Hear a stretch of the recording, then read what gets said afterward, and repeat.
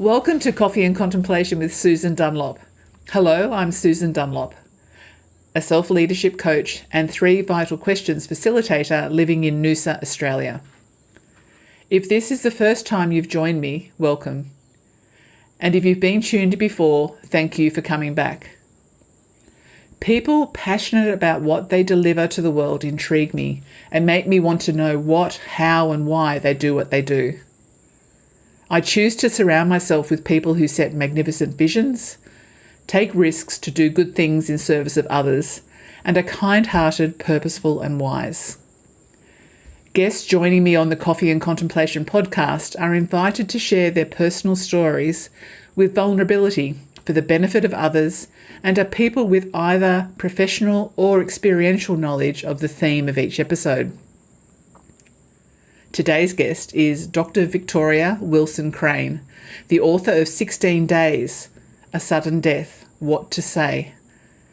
Vic is an advanced grief recovery method specialist, supporting children and adults grieving life losses.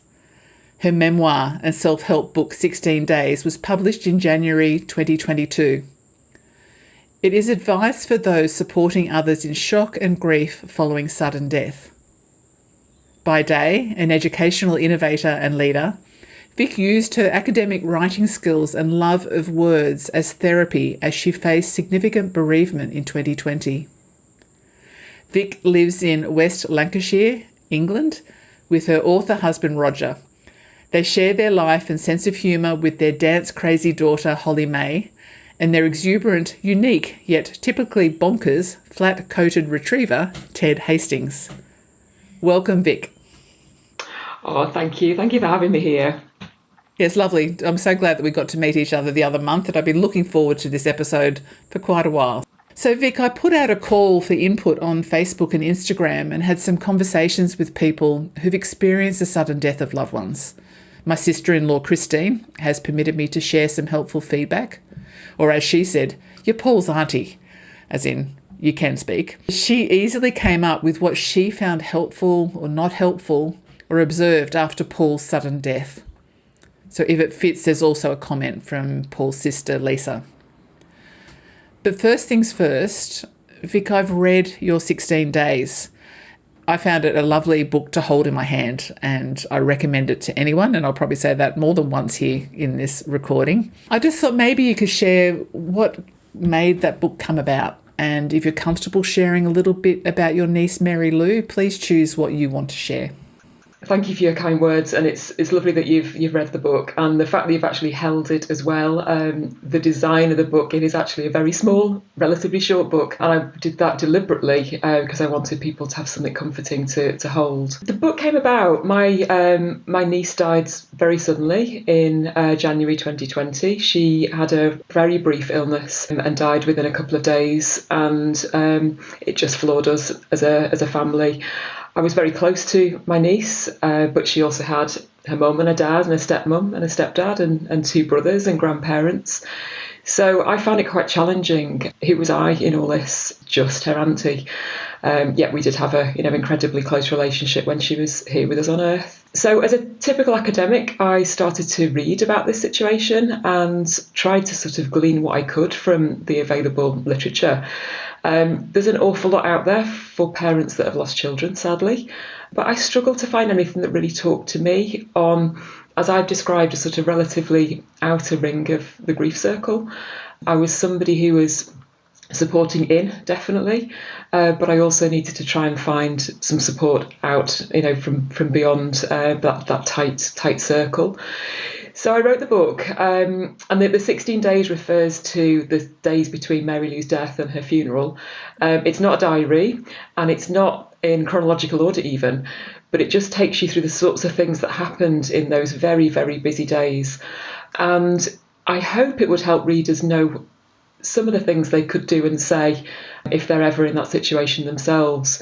If you're helping somebody else, if you're supporting somebody else, what could you do to try and be there for them in the best way? So yes, that's the synopsis really. And as I say, it's a relatively short book, but hopefully with some useful advice. Some of that is taken from the literature and some of that is just taken from my own personal experience as well of what worked for me. You shared in the book that you were loving getting to know her as an adult. And it's such a turning point, isn't it, that early 20s, that, Absolutely. they're just finding their space in the world. To be taken out of the world is just mind-blowing.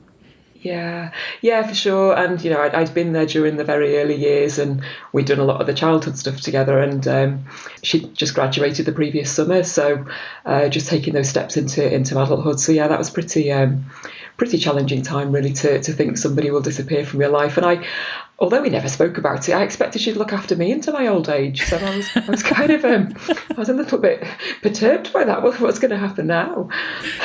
I know. Yeah, I just think anyone losing a young person, you just, any parent I've even heard is saying, you never expect to bury Not a child. No. No. So 16 days to me is gentle and helpful. It was a guide that everyone will benefit from reading.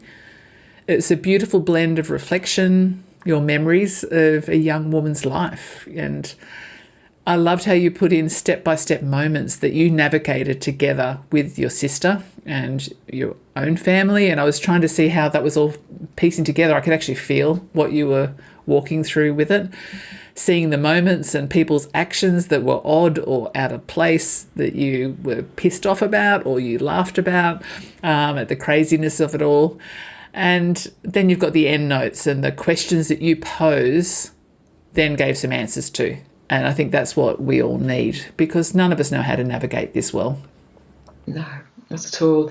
No, and that's it. And we're not born with anything, any of these sort of skills or knowledge. And I think as a society, we just don't talk about it enough. So, No. Other milestones in life, there are lots of things to help you. And there's sort of expectations of how you might behave leading up to the birth of a child or leading up to a wedding. But there's nothing that prepares you for this. No. So was writing healing or a treacherous journey for you, because you did it pretty soon afterwards? Could you give yourself time to grieve, or is it still too early to say that unfolded while the book was being written? Yeah, really interesting question. I think it was a bit of both, if I'm honest. I do find writing therapeutic, and actually this comes back to being a small child. My dad would encourage me to write things down. If I was kind of frustrated or upset as a child, his advice was always, write it down. So I think some of it comes from that. I think some of it came from of its time as well, because this all happened during significant separation from community, from family during that time. So it was one outlet that I took advantage of, certainly, as a chance to sort of express how I was feeling, because maybe in normal times I could have gone for endless cups of coffee with people and chatted, and that just wasn't happening. I think it was a way to grieve, though, because it was a space where I could do that grieving as well, and there was a dedicated act that I was doing. And I think that is quite important. Grieving's very messy, very complicated. Knowing that I had that time and that space, and people were actually expecting it. I was working in a writing group at the time, so people were prompting me, asking me how it was going in a very gentle way. That was helpful as well, because I felt a shade of accountability that I'd committed to getting this done and getting it out. It was a little bit tense because I'd set myself the deadline of publishing it on her second anniversary, which was 13th of January 22, and it was a bit tight getting there. So that was all a little bit stressful. I think the grief took a slight backseat at that point, possibly. Yeah. But some of that distraction, if it's not unhealthy distraction, can be helpful. So probably a bit of both, I'd say, yes. Okay. And now you've spoken to me in our prep chat about the stiff upper lip, holding it all together. Do you feel that the sense of needing to be in control that we see in these situations, that, you feel like you must be in control, what does that do to the grieving process? You maintain control because you stepped into a space that you felt needed to support your sister. But how did that work for your grieving process by doing that? Yeah, challenging, I would say. That sort of expectation that I was the one in some parts in charge of what was happening was quite an unnatural position for me to be in. I'm the younger sister of the two of us, and Julie has often taken the lead in family situations. She's also a nurse by background, so she brings quite a lot of kind of health input. So in sort of situations where we've had family health situations, she's been the one that's taken the lead, and I've definitely been the second position there. So I think having to take the lead and having to be in charge again is just difficult, because I think I had the sense that my grief had to take a bit of a backseat. And I had to find space for that. So writing was one space for it. Very fortunate that my husband's been a tremendous support with this. And he was also, as he might describe, on an even further outer circle of grief, it not being his blood relative. So yeah, very, very tricky. But that sense of needing to be in control and other people's pressure, I think not in a deliberate way, but just in a very understated way, was definitely felt. Okay. I know I've seen people do that, and I'll speak later about my niece having stepped into that role, and she's so young to see her do that. And yeah, I just wondered, where do you get to package away your grief to come back to at a later time, Yeah. Some words you shared on a LinkedIn post, which is where I first connected with you. You shared a post, there was a picture, and someone commented about Mary Lou's handbag in the picture. And it was a picture you had with her, and I think you said it was probably the last picture you did have with her. And you commented, I like the analogy. It's there if you know where to look, a bit like someone else's grief. How do you know where to look for someone else's grief? Yeah, I think it's a case of looking beyond, or listening beyond, or sensing beyond what somebody's telling you up front. So very recently, I had an experience. I bumped into somebody. I know they'd had a relatively recent bereavement. And you do the usual, how are you? And the answer I got from how are you was fine. But just to sort of extend that question of how are you today, or how are you this morning? Just sort of, well, in that situation, the person cried. I'm very good at making people cry. I'm not sure that's a character strength. I think it's a wonderful thing to do. I love crying. Yeah. But that sort of situation where I think you just sort of scratch a little bit below the surface, and it's quite basic really. But when you're going about your busy life, and I think actually if you don't feel confident you have the right words to use or the right things to say, it's much easier if people are okay. So if the answer to that question is, yeah, fine, okay, we'll move on then because they're fine. Check the box, I've got lots of other things to do. But actually, if their eyes aren't saying they're fine, or if their body language isn't saying they're fine, or if they take a big sigh before they say, I'm fine, they're all obvious things that we all know and we can all look out for, just to be a little bit more conscious. And that phrase as well, you and I have talked about this before, around asking how you are today, or this morning, or right now, because actually how I am is probably pretty rubbish. And sometimes even within that, it can be even hard to admit that I'm okay, even in a pretty rubbish time. So I don't know how to answer that question, but I can better answer the question, how I'm feeling this minute. Yes. So that's sometimes a good opener, because then you can just temperature take. And then within our family, on text messages, we just got used to sort of putting okay in inverted commas, because that was sort of, I'm all right. I'm all right. I'm coping okay this morning, sort of thing. Getting by. Yeah, exactly. I'm washed and dressed. I'm up. I've had some breakfast. Obviously, the world has not suddenly resolved itself, and I'm not wonderful. No. But yeah, having some sort of language around that, or we haven't done it, but I know other people have described it to me. They've kind of given it a score. I'm a 7 today, a 7 out of 10, or I'm a 3 today. And that's just a little bit of an easier way of communicating than saying, oh, how do you feel today? Because the chances are the feeling isn't so good. No. Well, I'd like to bring into the conversation a brief story based on what my sister-in-law said I can share. And so it's not the whole story, because it's a long story, about my nephew Paul. So he was a beautiful young man. He's a paramedic. He was 30, and he went on a cruise with his girlfriend. What was pieced together from the ship footage afterwards was that they'd had words earlier in the evening. He was in the room in bed. His girlfriend came in. She messed around and stepped out over the handrail. And the coroner concluded, based on evidence, that she'd lost her grip and fallen. Paul jumped into the ocean to save her. They've only got that through thermal cameras that they can see that's what happened. Within 2 days, realistic hope faded and the searches were called off. It was agreed they'd not have survived the fall. So no bodies were ever found. And I was just picturing that someone was going to find a body, but it was never to be. And it was just a heartbreaking puzzle that was going to need to be rehashed until that cause of death was determined. It was a really publicised death internationally. People know about it. The family didn't get a minute's peace. And the media stood outside with the cameras waiting for Christine and the rest of the family to come out. And that was 10 years ago in May this year. And I remember Christine saying that people don't know what to say, so they avoid you. They don't know where to look. She said it didn't make her feel bitter. She understood that they didn't know what to say. Also that the words she detested the most were, "It was meant to be. It was God's plan." And she's Scottish, and so fair call that she followed those words in our chat with, "If anyone said it again, I was going to get a dagger and stab them in the heart." She said, God, he would never have had this plan for Paul.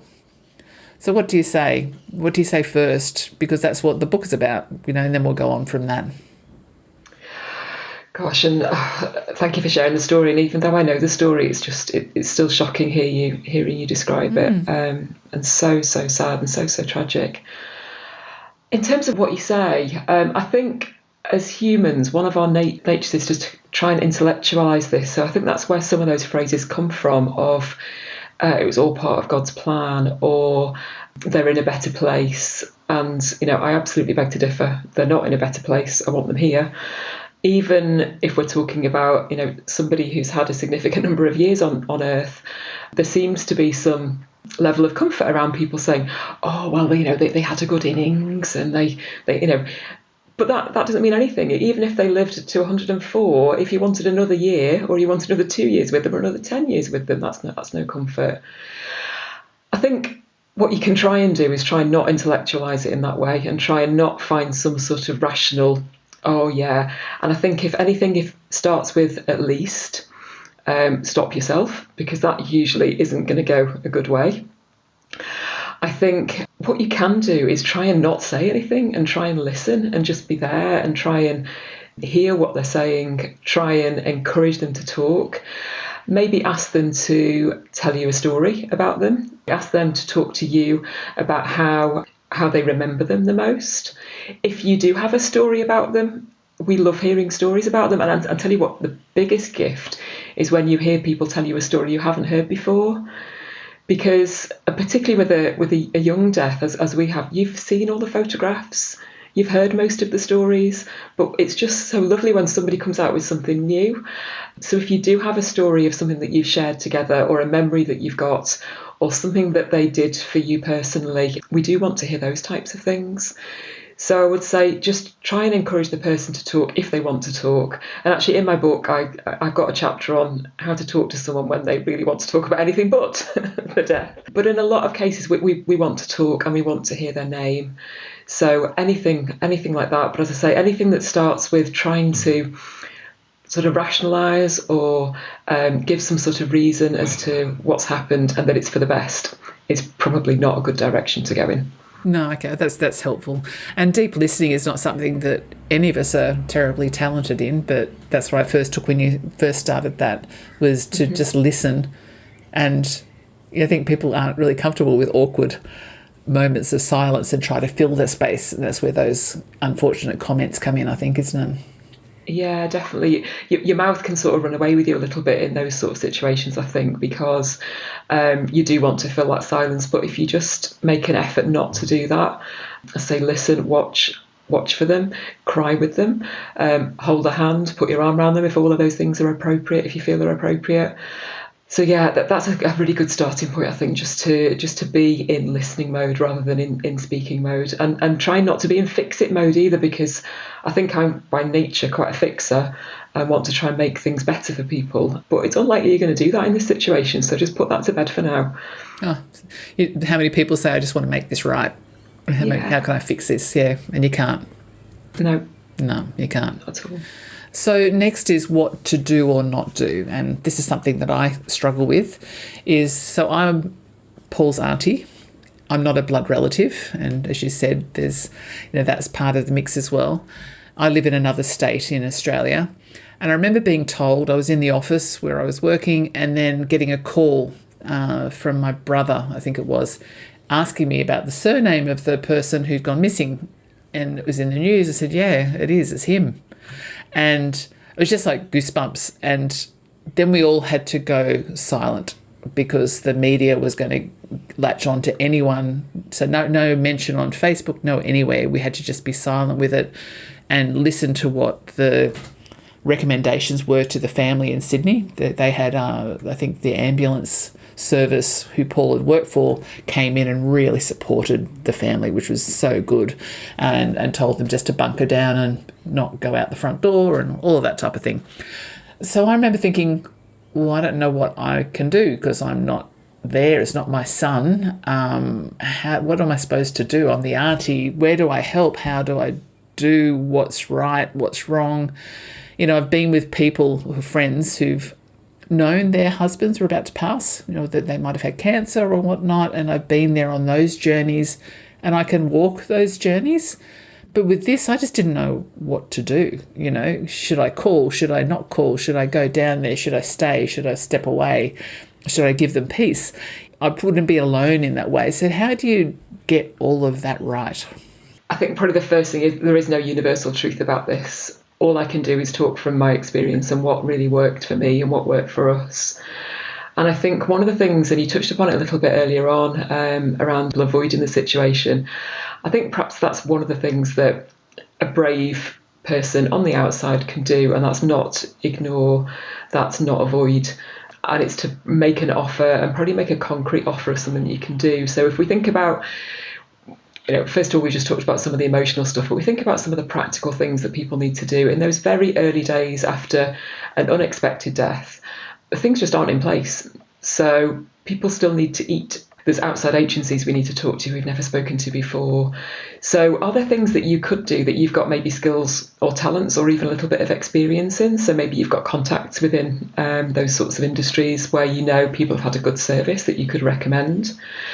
When I mentioned the eating, there's a chapter actually which involves a situation with my sister, because one of the lovely things people did for us was bring round lots of food that was just really readily heated up. This was January, it was really, really cold here in the UK. So we wanted comfort food. We wanted food that we could just put in the oven.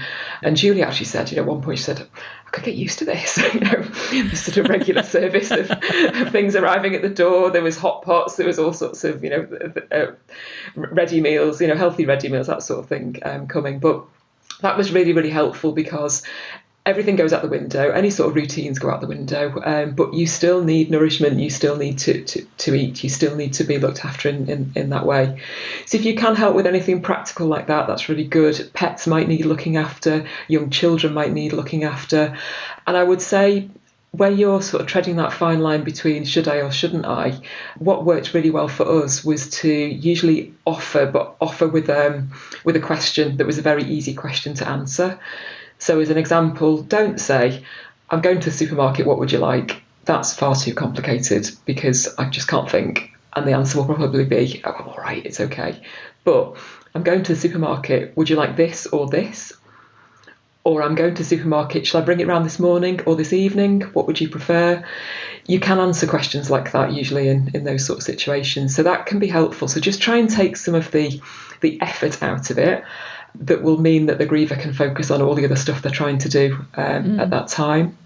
If you are going to be able to do something, it's offering something concrete and then following through with it as well, and making sure that you do what you offer. If you're not able to, if you don't have the time to do anything, then don't make the offer, because if you do offer, people will be relying upon you. So to try and do that. So if you do offer to look after children, obviously make sure you show up and you do that. Yeah, that would be my advice, really. Okay, because you're making me think. I think a lot of us tend to sit back and not do something and wonder what's going to be asked, and that's a lot of pressure on the person. To be having to think about other people to ask them to do anything, because you wouldn't even know what you do need done. No, and a common thing people will say, and I've done it myself before, oh, let me know if you need anything. I'm just round the corner. Here's my number, whatever. But you're unlikely to reach out. And if you are usually, quite a fiercely independent person who normally does things for themselves quite competently, it's a real challenge to ask for that help. So you can reach out in that sort of gentle way where you're not forcing yourself, you're not imposing yourself. But there can be a supposition that everybody else is doing it. And then actually you find out, no, everybody else isn't, because everybody else is standing back waiting for others to do this stuff. Just, go in there and make a sort of yes or no answer type offer. That's really helpful. I think that's really, thank you for that. So we're talking about knowing what to say, yet we're inexperienced at best with communicating well and navigating mixed responses of the bereaved who could be crying, screaming, or some see the reality of the situation and others deny it's even real. So how do we help then? Because like my husband, I remember he initially went into denial. Like I think he was the one that told me that Paul had gone missing.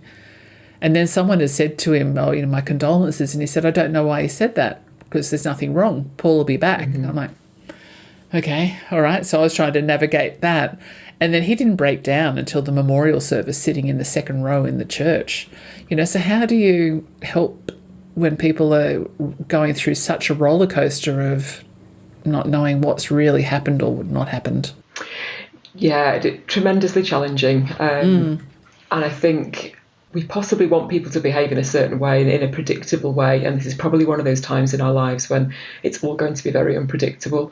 I think it is about just using all those senses and just going into listening mode and listening to what they're saying, replaying back to them what they're saying can be just as comforting as trying to fill the silence with something that you're trying to make up on the fly, and sort of empathizing with what they're saying. So, I hear you, I'm here for you. You can't really say you understand or you know how they feel, because we never do. Grief is such an individual thing, but you can say, it hurts me too. I'm feeling pain. And then just the questions we talked about earlier around asking how people are in the moment, to try and have them recognise that this is allowed to be a movable feast, really.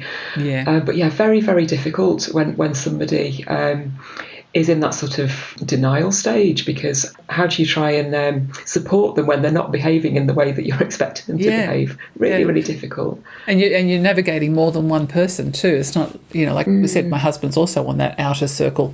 He's an uncle. Yeah. So like there was us, but then there was a closer family. So everyone was erratic with the way it was going on. So I can understand why it's a really good idea to write a book like you did, because it will help a lot of people.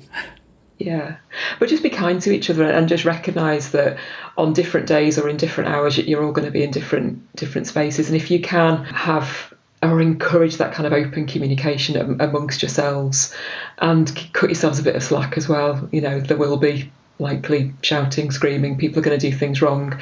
There's an incident I describe in the book, and my dad stormed out of the house in one situation, and we got him back, and the reason was he was just feeling a little bit left out of all of the discussions, because, he was also himself on some sort of outer circle.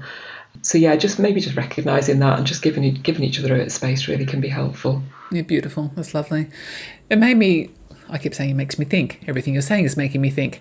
But as women, I remember doing an assignment when I became a coach, and I was looking at women in midlife and the transitions we go through. And there's a research paper saying how in Western society or Western culture, we don't have wailing. Women don't get to wail loudly at, such a horrendous thing happening to their child.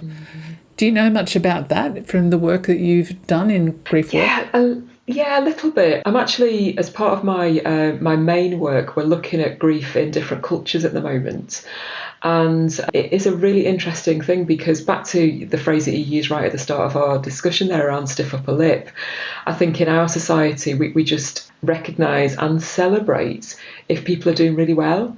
And we don't accept that there might be times when people are not doing well. So I know I've run out of fingers on hands to count the number of times that people told me my sister's doing it. Oh, she's doing really well. Isn't she great? She's doing great. what even does that mean? You just see what you see on social media, or you just see what you see when she's out in the street.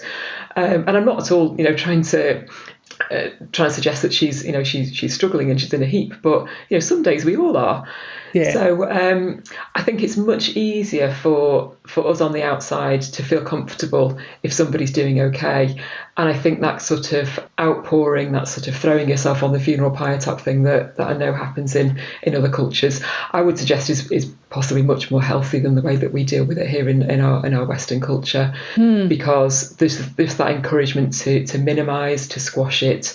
In the grief recovery method, because as you said when you introduced me, I'm doing some work around grief recovery at the moment, and there's a passage in the book that talks about Academy Award winning behaviour. And I just love that, because it's suggesting that we are expecting people to behave in this absolutely award-winning way. And they're doing wonderful, they're doing marvellous. Because if they are, I don't have to deal with it then, do I? Because they're all fine. It's something that I think is probably pretty unhealthy. And because we just are not death literate in our culture, it's the kind of expected way to behave, which is a real shame. Yeah, it leads to silence, or to, tears being shed indoors. I think that kills me when I hear that. Do you think, gosh, wouldn't it be wonderful if we could all just scream it out of our bodies if it's that painful, to be able to let that out? But you think, where can you do that? You can't walk out the back door and scream in your backyard, can you? People would be calling the police. Absolutely. We accept physical pain. People are sort of permitted to do that or expected to do that. But with emotional pain, we're not. There's something not quite right about that. No, I think we need to create a wailing room. If there isn't one, we could do wailing rooms around the world. Would be a good idea. So let's talk about words shared, or words never to be shared with the person that we've lost. So I've heard people who shrivel up with guilt because of their harsh words that were the last words said to the person who's now gone.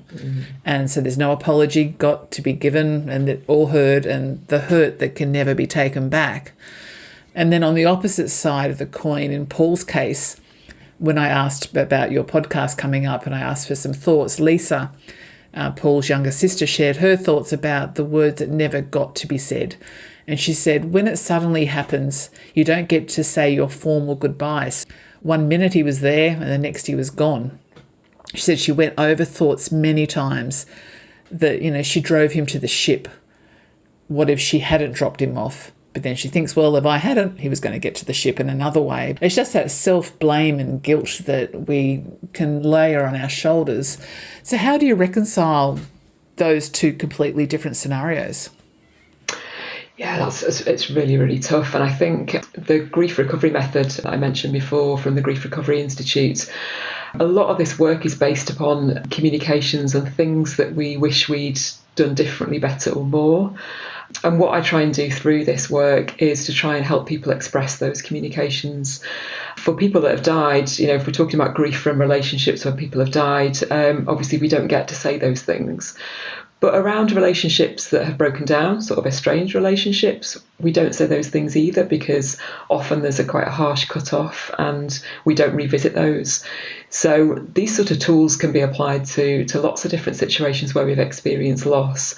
And I think through the learning that I've done with the grief recovery method, it's about encouraging people to find those communications and then also express them. And the way we work is through recognising the different losses that a person's had, because grief accumulates. And this is something that I really wasn't aware of. And it wasn't until I experienced a loss that I think I would have otherwise described as relatively insignificant. But it really affected me, that I realised I wasn't really grieving that. I was grieving something that had happened much more previously. Yeah, so I think trying to find tools and trying to find ways to get those communications out if you feel like you've not said something, or what can be even more difficult and painful if you have said something that you then regret. I have been having success with clients over the last couple of years, taking them through this method and encouraging them to be able to communicate these things. As I say, people just wish they'd either said or done differently, better or more. Okay. Another thing I wanted to ask you is, do you see this happen? So my niece was the first ever guest on the podcast show in 2020. It was a really rough cut episode. We just went let's do it. And we spoke on that episode about how she stepped up as the family representative, which she said you've stepped into, and became that person who had to take control while mum and dad were just totally numb with shock. And she and Paul had been the best of mates.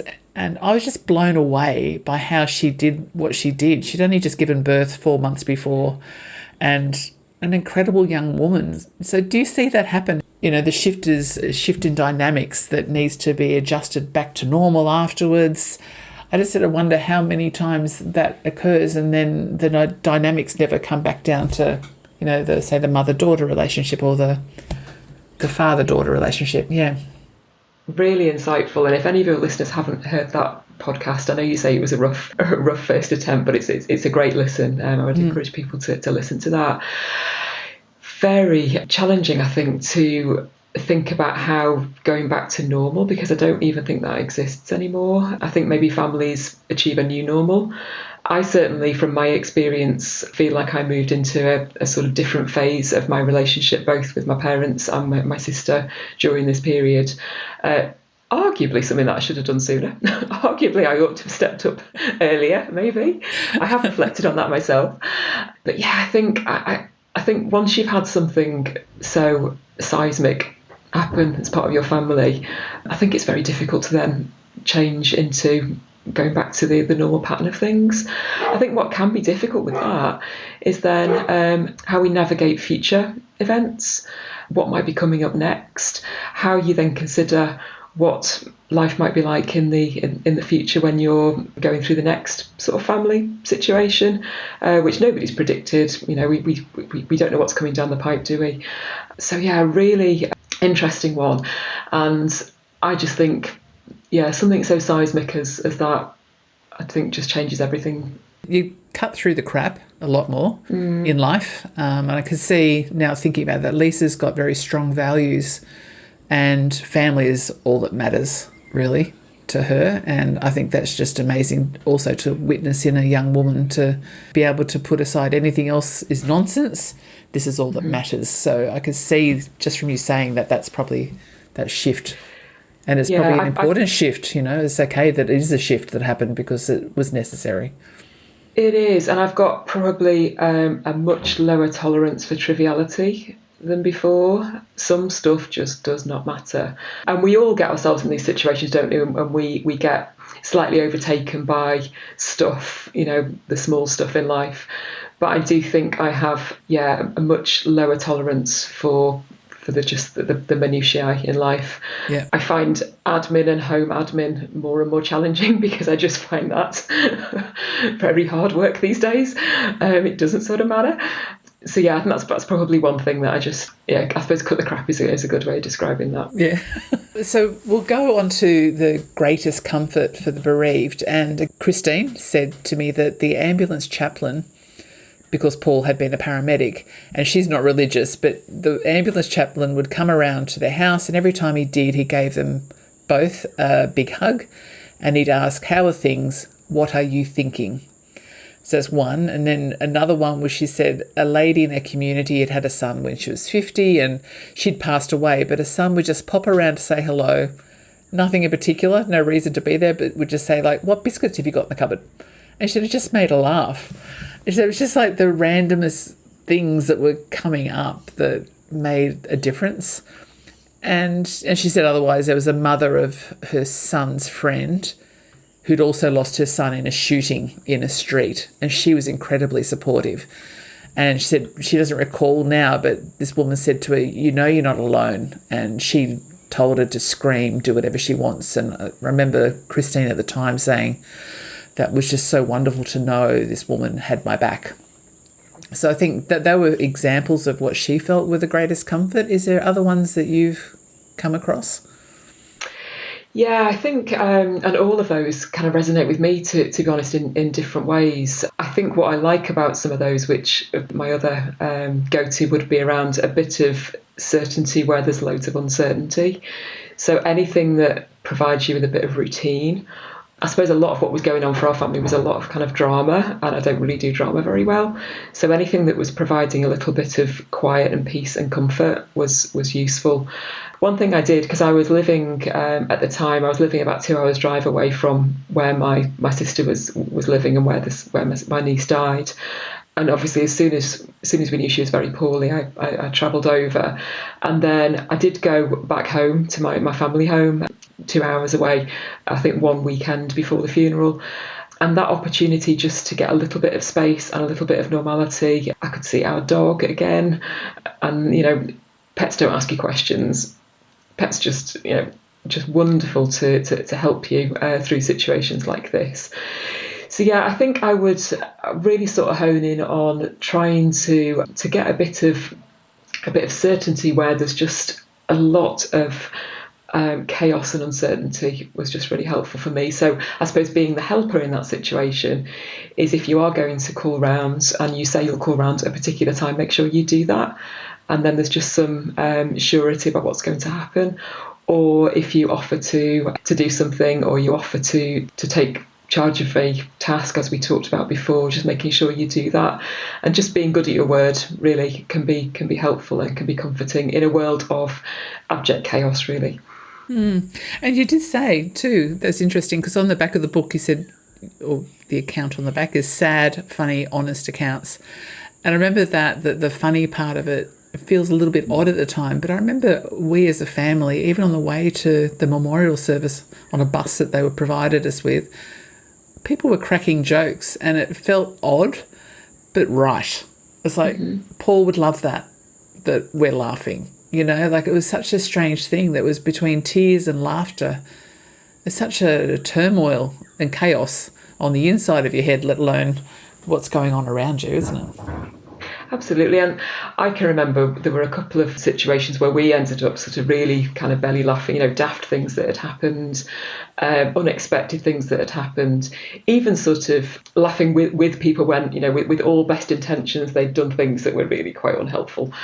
But just sharing that and sort of breaking that. And I found that really helpful when we had sort of other younger members of the family join us as well, because I wanted to set a bit of an example about what grief can look like, because this again was such a shocking situation for them as well. So I remember quite vividly when our daughter first went in the house, and she spent some time with my sister sort of in the days between Mary Lou's death and the funeral in those 16 days.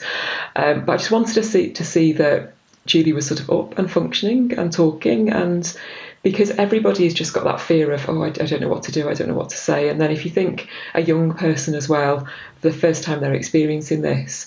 And I think it goes back to one of my first experiences of having a family death. The person who died and their sort of nearest and dearest were incredibly upset. Were doing a little bit of the sort of wailing in front of me, and I just assumed, well, that's how you do it then. That's how people have to behave in this situation. And obviously, I'd learned since that that's one way of doing it, but you don't have to be like that. And do it if you want to, but if it works for you, that's fine. So I just think I just felt even at that stage a little bit of a responsibility to set the tone of how this could be. And there's no rules really. And if you want to smile, smile. If you want to laugh, laugh. If you want to cry, cry. That's all okay. And so when you're born, we haven't got these tools, and nobody gives you that rule book. So people have to learn that from things that they see and things that they do.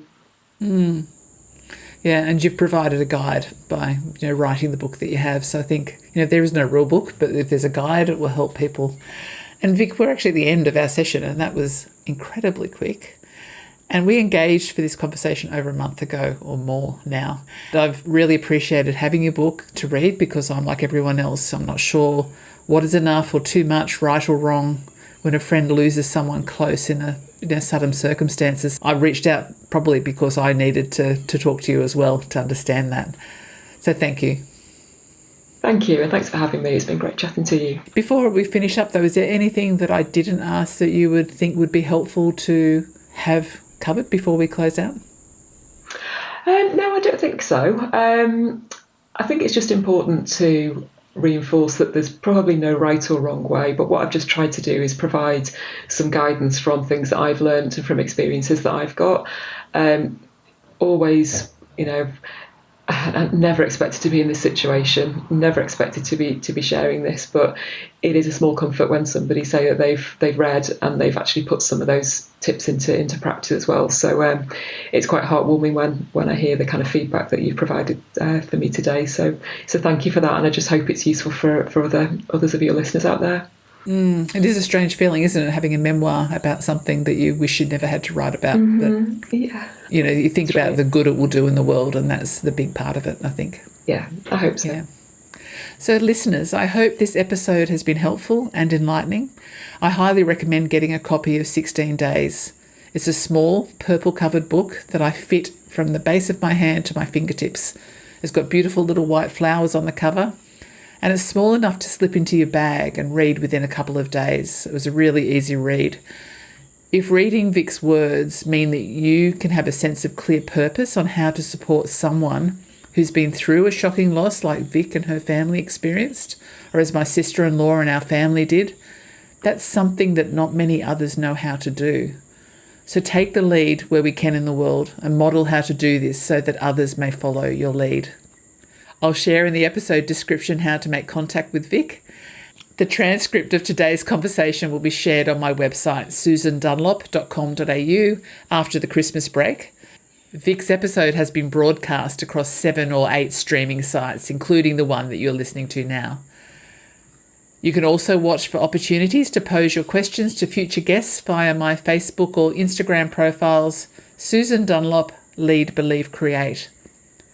I am forever thankful to my beautiful guests for allowing me to understand them more and to share their stories. Trust that you are blessed even when you forget that you are blessed. Take care of yourself. I look forward to being back soon, and bye for now.